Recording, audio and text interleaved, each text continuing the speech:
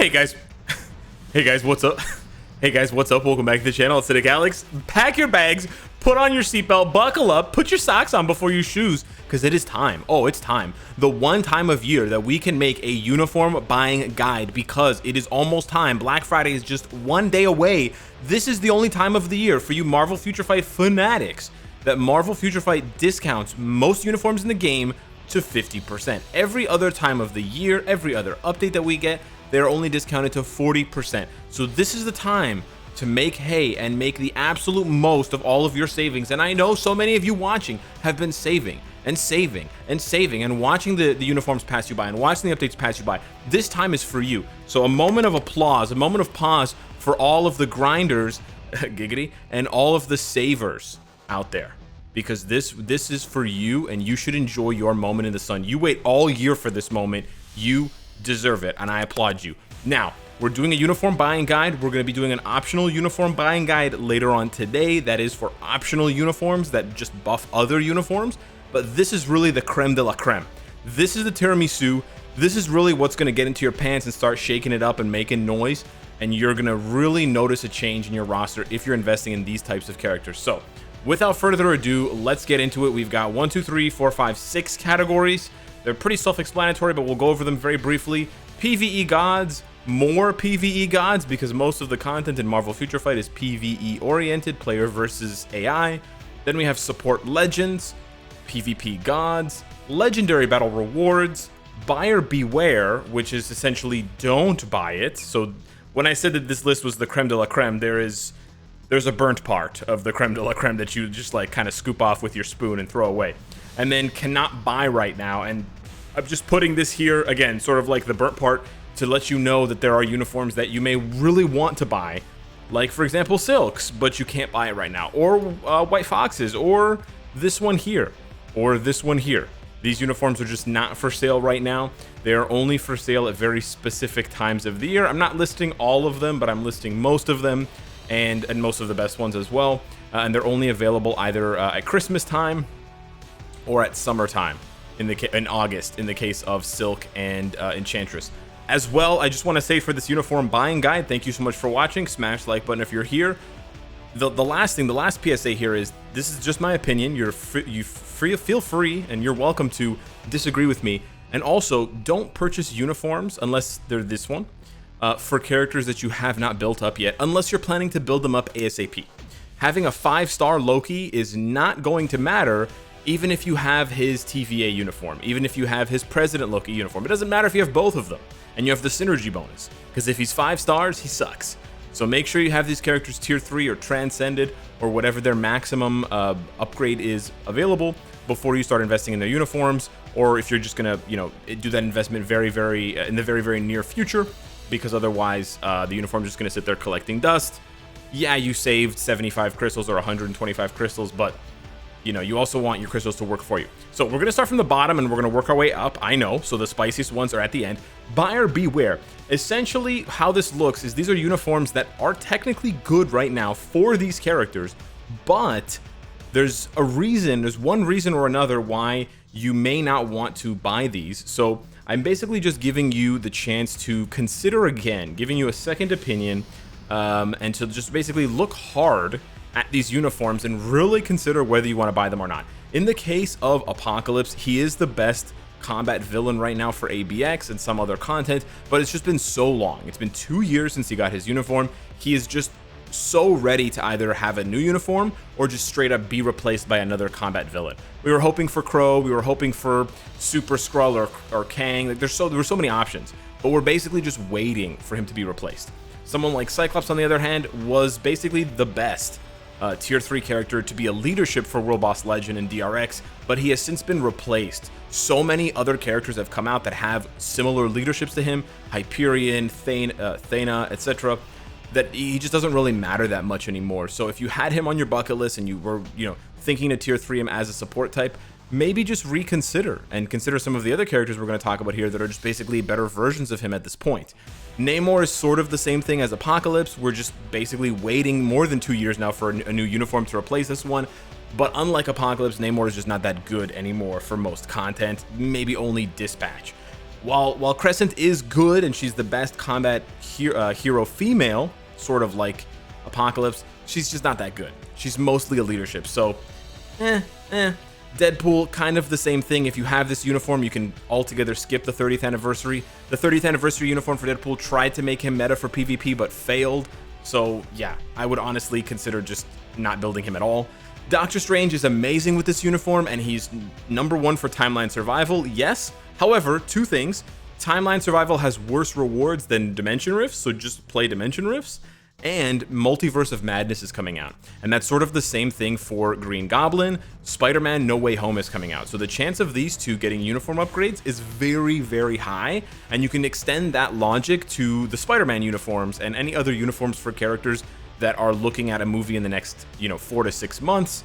It may not be worth the crystal investment. It may be worth the crystal investment if you really want to play timeline survival or you really want to cheese Shadowland.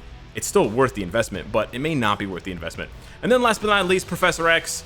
He is the rare example, the rare exception to the rule that is a character's first uniform is always worth purchasing.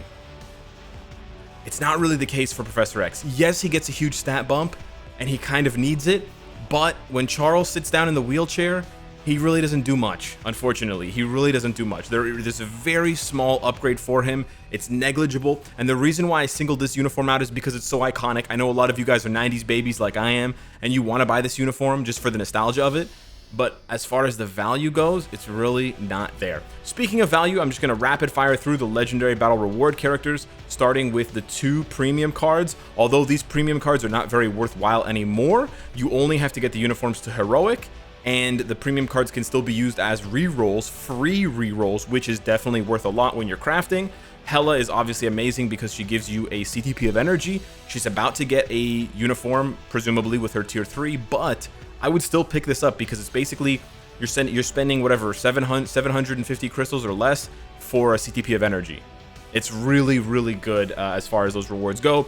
It's a little bit more expensive because you have to buy the legendary battle for Pimtron and Shang-Chi, but you get a legendary, you get a CTP selector, and you get a CTP of judgment, which is really, really good. Here, for Killmonger, you get another CTP of energy. You have to purchase a more expensive legendary battle, but it's still a CTP of energy for like 4,000 crystals, and you get a bunch of other things as well. You get a premium card, you get a tier 2 rank up ticket, yada, yada, yada. And then this one, if you bought the Infinity War legendary battle, this one, buying this uniform and ranking it up will give you a the best PvP premium card in the game, the New Avengers 9 premium card. So if you love PvP and you're trying to build a PvP set of cards, then this is a very easy way to reduce your RNG for collecting cards. But obviously these 4 cost crystals in addition to buying the uniforms and ranking them up, so the value is not there as much.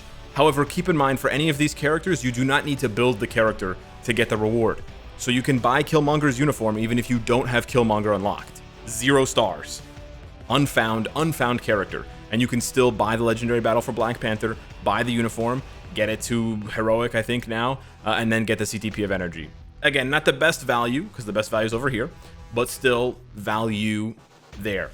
Then we have PvP gods, and again, this is only going to really matter to you if you play a lot of PvP, or if you really like PvP. I'm mostly focusing on timeline battle because Alliance Conquest and Alliance Tournament have different PvP sets, and also Alliance Conquest technically wants to use your entire roster, so yeah, and you get crystals, you get the premium currency from timeline battle, so that's why I'm focusing on it. But these are basically the characters that I think are PvP gods at this point that are potentially worth an investment for a uniform, in addition to like tier 3ing them or transcending them. Hulk honestly is on the cusp here.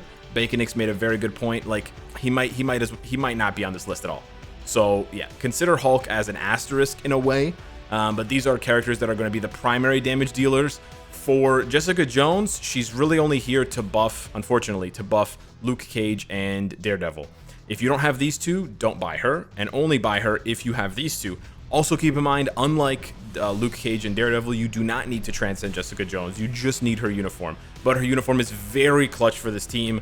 So if you're going to rock the duo, if you're going to rock the Tenacious duo, you kind of have to go for Jewel as well. I wish she was stronger, but she isn't. And then we have support legends. I know I'm going pretty quick here, but the support legends are basically just characters that are going to support you with different buffs. Some of them have leaderships, some of them don't, but they have very powerful buffs for World Boss Ultimate, World Boss Legend, PvP, Dispatch, Dimension Rift, Story Mode farming. Like there's a lot of different buffs that these characters have, and they're very, very good. We have Valkyrie and Proxima, pretty self-explanatory. Wave is actually a really good support and leadership, because she has the 20% all attack, which is very, very nice now. Cersei's another good one, although she is very niche, just giving the Eternals a buff. She's also a very good character. So she's not as high on the legends, on the support legends list, but she's also a very good character, better than these three technically, you know, if you count them standalone. Then we've got Colossus here. Not too much needs to be said. He's a PvP specialist for supporting damage reduction. Same thing with Ebony Maw. Ebony Maw is a better standalone character, so if you're going to rank them that way, you would definitely put Colossus at the end, but we're ranking them in terms of what they can do for their support buffs, and Colossus' support buff applies to all allies, whereas Ebony's only applies to only interacts with universals. You can counter Colossus's, you can't really counter Ebony's unless you don't use universal types, which could ruin your entire experience for PvP, or your entire plan. Taskmaster, also very, very good as a support type. He's offensive rather than defensive, which doesn't give as much value for PvP. Usually defense wins in PvP, but he also gives you the value of the Black Widow Legendary Battle Reward. You get a CTP of Insight for getting this uniform to Legendary, so keep that in mind. And then last but not least, we have Medusa.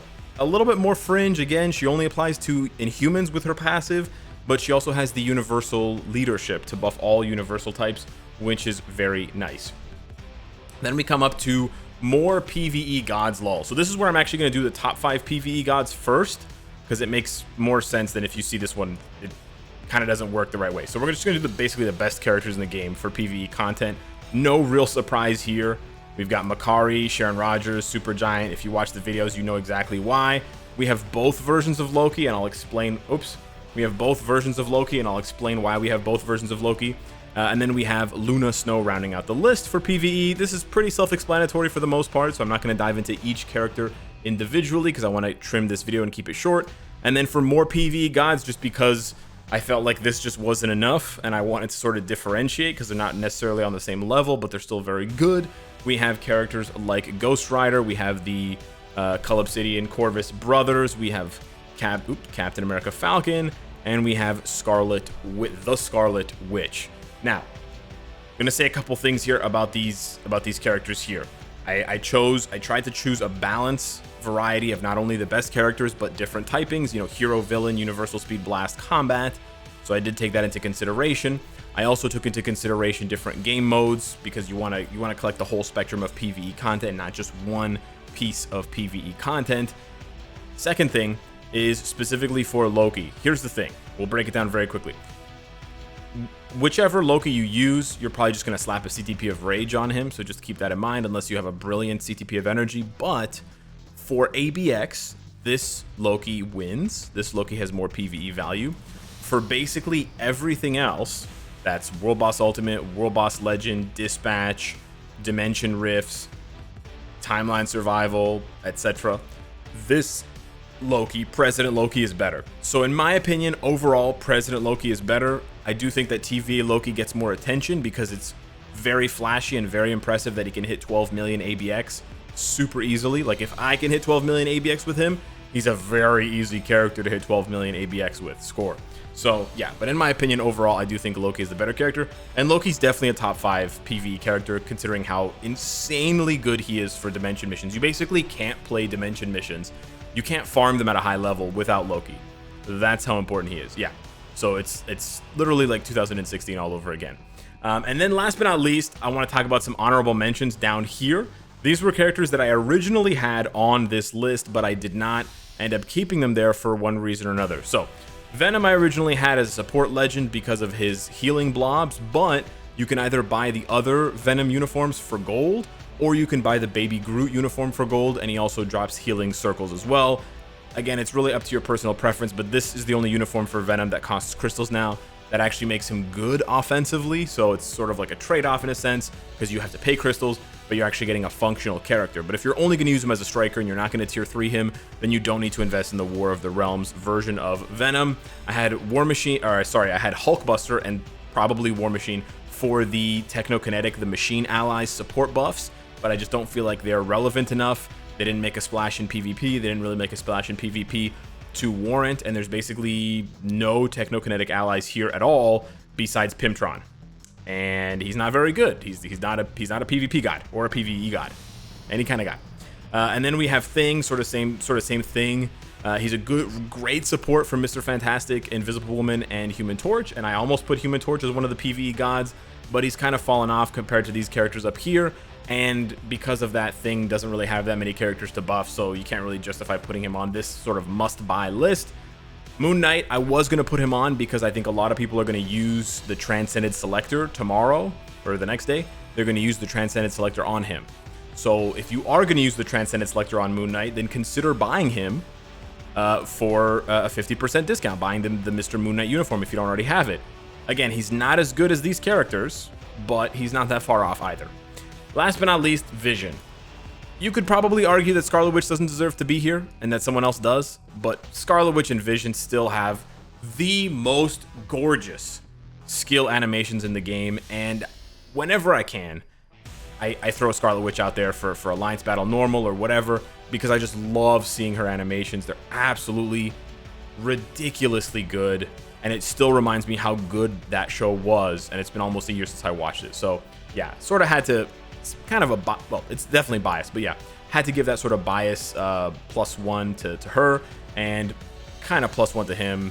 Again, not a PvE god like these 11 are, but in terms of visuals, yes, PvE god, indeed. So that's the list. That's the list. Let me know what you think down below in the comments. Which ones are you gonna buy? Did I miss any super good ones? Gonna have another video coming at you later on in the afternoon, so keep it locked on this channel, keep it subscribed, keep it, you know, looking in your suggested page or whatever, for the best optional uniforms to buy that are gonna give you, that are gonna hit the most digits, the most other uniforms that you bought for the actual meta characters. Thank you so much for watching, and I'll see you in the next one. Take care.